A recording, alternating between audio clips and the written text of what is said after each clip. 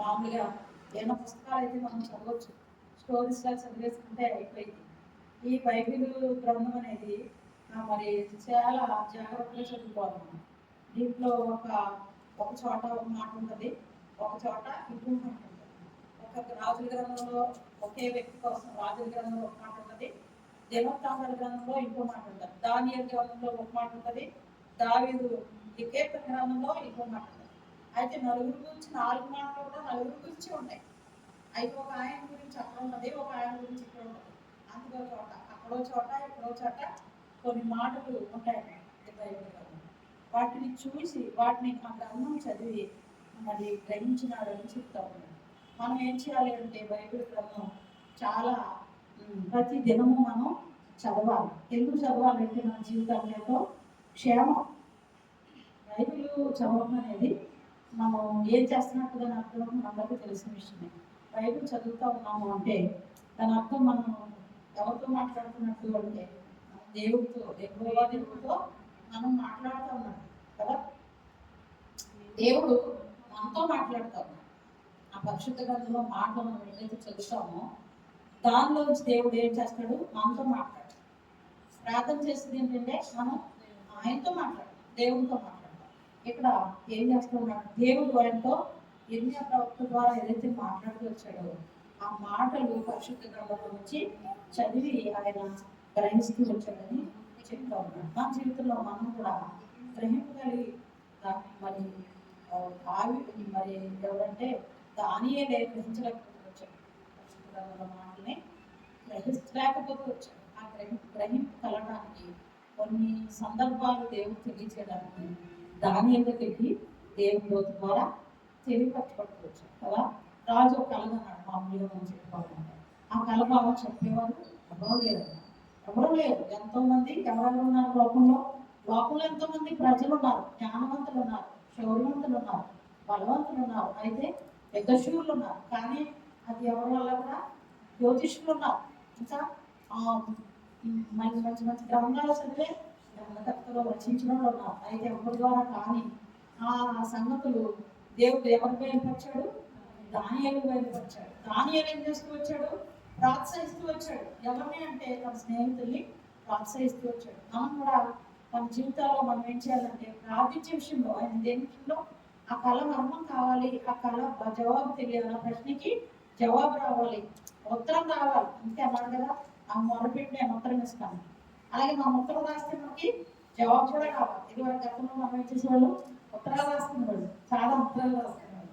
ఒక ఉత్తరం వచ్చిందంటే మళ్ళీ ఇంకొక ఉత్తరం వెళ్తారంటే 3 రోజులు పడుతుంది హైదరాబాద్ అంటే. అక్కడ నుంచి తిరిగి వచ్చే లోపల మనం వచ్చిన తర్వాత మళ్ళీ ఏం చేయాలి, మళ్ళీ 2 రోజులు ప్రత్యుత్తరం ఇవ్వాలంటే మనం ఇక్కడ ఆ రోజు రాయాలి. లేకపోతే ఇంకా 2-3 రోజులు మనం లేట్ చేస్తే ఒక 4 రోజులు. అలాంటి దినాలు అప్పుడు ఎంతో చక్కగా ఉన్నాయి. అయితే ఇప్పుడు ఎంతో స్పీడ్గా ఇలా ఫోన్ పట్టుకుంటే అలా అయిపోతుంది ఎక్కడికి. అలాంటి దినాల్లో కూడా చాలా బిజీగా. కాబట్టి ఇక్కడ ఏం చేస్తూ వచ్చాడు అంటే ప్రార్థన చేయడానికి చక్కని ప్రోత్సాహం ఇచ్చాడు, చక్కని ఎంకరేజ్మెంట్ ఇచ్చాడు. దాన్ని ఏమనాలంటే మనం ఒక రకమైనటువంటి మరి ఒక్కొక్కరికి ఏమంటారు దాన్ని చక్కని ఉజ్జీవాన్ని కలిగించాడు. ఎవరంటే దానియేలు. బాబు మనం ఏం చేయాలి, మనకి ఈ ప్రశ్నకి జవాబు రావాలంటే మనము బ్రతకాలంటే మనమే కాదు ఇతరులు కూడా మనతో పాటు బ్రతకాలి. ఎవరో బ్రతకాలి, లోకంలో బ్రతకాలంలో బ్రతకాలి. మనం దానికి జవాబు ఇచ్చుకోవాలి.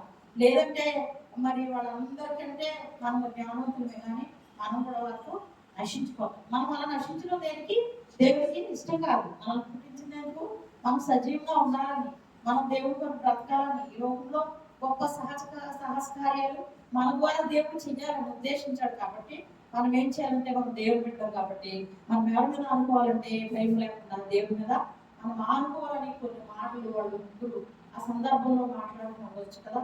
మనం ఏదైనా విషయం ఎవరికైనా ఆ పరిస్థితి బాగోలేనప్పుడు ప్రార్థన చేయమని చెప్తే మనం గుంపుగా ప్రార్థన చేయాలని అనుకుంటే మనం ఏమనుకుంటాం, ఒక టైంకి నేను కదా అందరము ఒకే టైంకి రావాలనుకుంటాం. వచ్చి ఆ విషయాన్ని చక్కగా సాల్వ్ చేయాలి అంటే మరి వీలైన సమయంలో అనుకూలమైన సమయంలో మనం ప్రార్థించాలని కోరుతాం కదా. ఇప్పుడు మనం కూడొచ్చామంటే ఒక అనుకూలమైన సమయాన్ని, ఒక నిర్ణీతమైన సమయాన్ని మనం నిర్ణయించుకుని వచ్చాం. ఆ సమయానికి మనతో పాటు ఎవరు వస్తాడు? మనకంటే ముందే దేవుడు వస్తాడు. దేవుడిని మనం చూడలేదు కానీ ఆయన ఆయన వాక్యం మనం విన్నాం కదా. మన వాక్యం ఏమని విన్నాం? ఎవరి భూమి మీద ఎవరిద్దరు ముగ్గురు కూడి ఎక్కడ ఆ నామం ప్రార్థిస్తారు, ఇద్దరు ముగ్గురు కూడి వారి మధ్యలో నేను ఉంటానన్నాడు. ఎక్కడంటే దేవుడు ఎక్కడంటే మందిరంలో అయినా అవ్వచ్చు, లేక మన గృహాలైనా అవ్వచ్చు కదా, వేరే స్థలంలో అయినా అవ్వచ్చు. అయితే మనము ఏం చేయాలి? దేవుని సన్నిధిలో కూడి రావాలి. అనేకులు దేవుని ప్రజలు ఏదైనా అక్కడ వస్తున్నప్పుడు కూడొచ్చాడు. వచ్చి వాళ్ళు ఏం చేస్తూ వచ్చాడు? ఏకత్వం కలిగి ప్రార్థన చేస్తూ వచ్చాడు. ఇక్కడ ఏం చేస్తూ వచ్చాడంటే ఈయన ఏం చేస్తాడు అంటే మరి గ్రహిస్తూ వచ్చాడు. దేని ద్వారా గ్రహించాడు అంటే గ్రంథం ద్వారా గ్రహించాడు. ఆ పరిశుద్ధ గ్రంథాన్ని మనం కూడా ఎల్లప్పుడూ చదువుకుంటాం. ఎప్పుడు చదివినా ఆ మాటలు ఎలా ఉంటాయి? కొత్తగానే ఉంటాయి.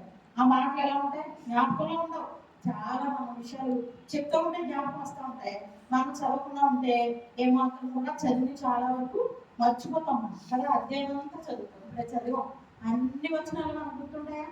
ఏదో ఒకటి రెండు వచనాలు. శత్రువు అంటే ఎత్తుకొని పోతాడు. మనం చదివిన బాగా కూడా చూస్తాం ప్రయత్నింటాడు.